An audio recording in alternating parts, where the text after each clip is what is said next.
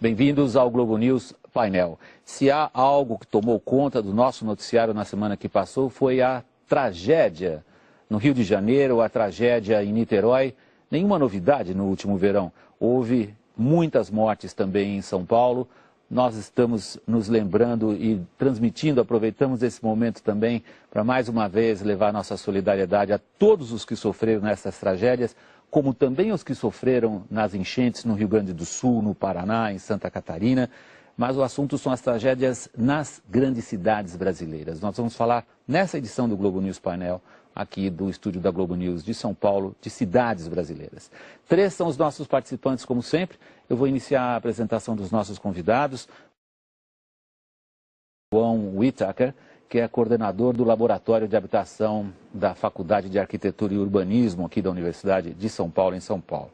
Está conosco também o arquiteto urbanista Jorge Mário Jauregui, realizador dos projetos de várias obras do programa Favela Bairro e também do PAC, o Programa de Aceleração do Crescimento, no Rio.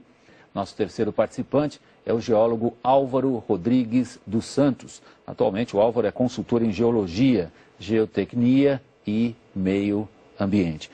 João, eu estava apresentando o Jornal da Globo na quinta-feira à noite. O nosso colega, o repórter André Luiz Azevedo, entrevistou naquele momento, na noite de quinta-feira, o prefeito de Niterói.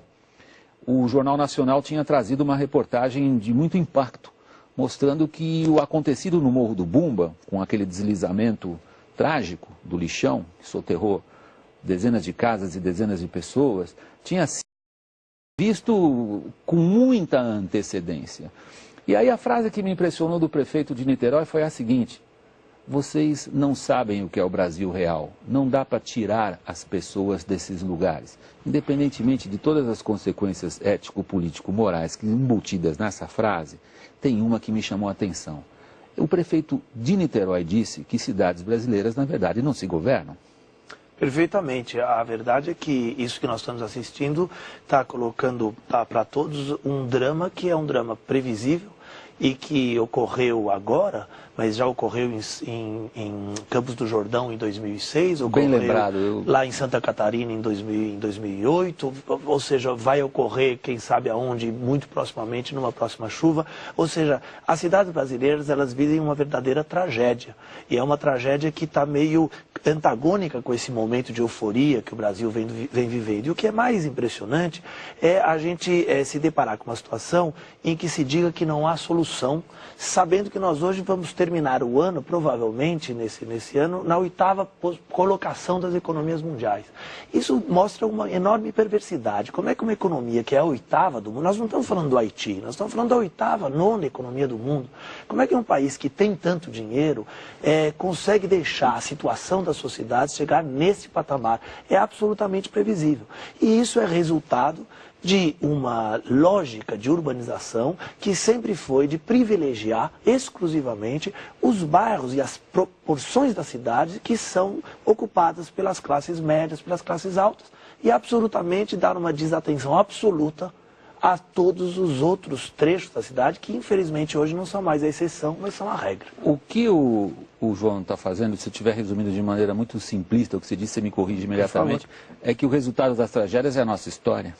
Sim, eu diria, além disso, concordando com você, que é um sintoma de uma sociedade, de uma disfunção de uma sociedade. Alguma coisa não funciona direito. Ou seja, a capacidade de inclusão dessa economia, 8ª economia, não está funcionando direito, está produzindo um excedente não incorporável que, de alguma maneira, a sociedade, não só nós arquitetos, sino todo mundo como parte deste sintoma, tem que, digamos, de alguma forma, pensar como articula. Eu acho, nesse sentido, que o trabalho do arquiteto é um trabalho de conexões urbanas, quer dizer, fazer laço, tentar fazer suturas num tecido que está profundamente dividido, profundamente fragmentado, e então eu penso que a função nossa é uma função de conexionar, quer dizer, fazer conexões lá onde elas não.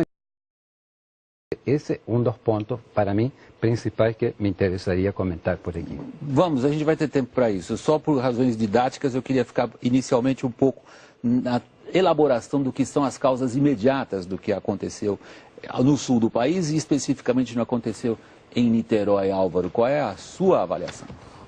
Eu acho que essa questão toda aí, ela pode ser abordada por diversos ângulos, né?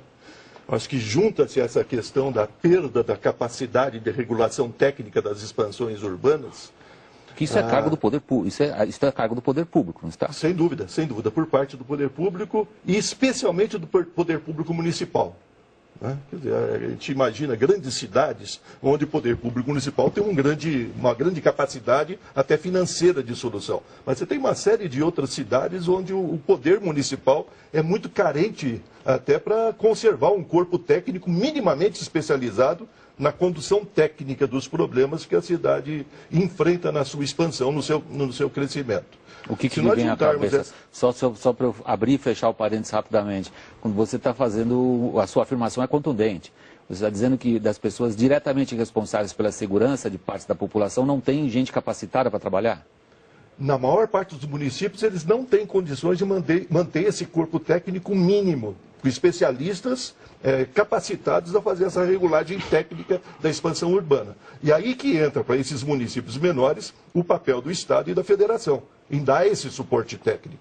Pô, mas fechando o parênteses, eu interrompi seu raciocínio. Eu diria que essa situação, essa perda desse controle técnico, ela é tão mais grave, quanto mais suscetível ao meio físico natural, meio físico geológico, a fenômenos como esses de escorregamentos. Né? Quer dizer, aconteceu em Santa Catarina, em Campos do Jordão, Rio de Janeiro, na região periférica de São Paulo toda, né?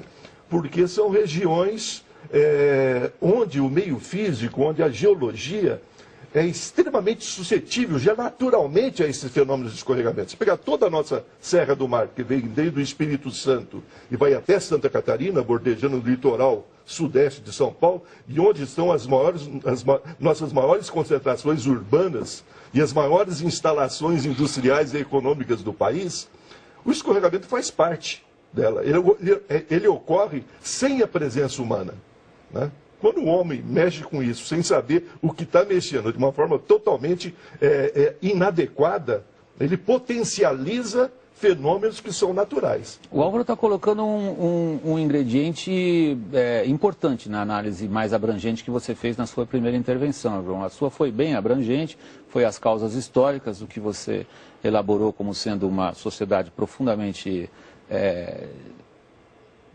negligente em relação aos menos favorecidos, que são os que mais sofrem, para usar uma linguagem jornalística bem clara, quem morre em tragédia em geral é pobre. Exatamente. Agora, o que o Álvaro coloca é grave, porque ele sintoniza uma despreocupação e um despreparo de quem exatamente deveria estar sintonizado e preparado para tratar desses problemas.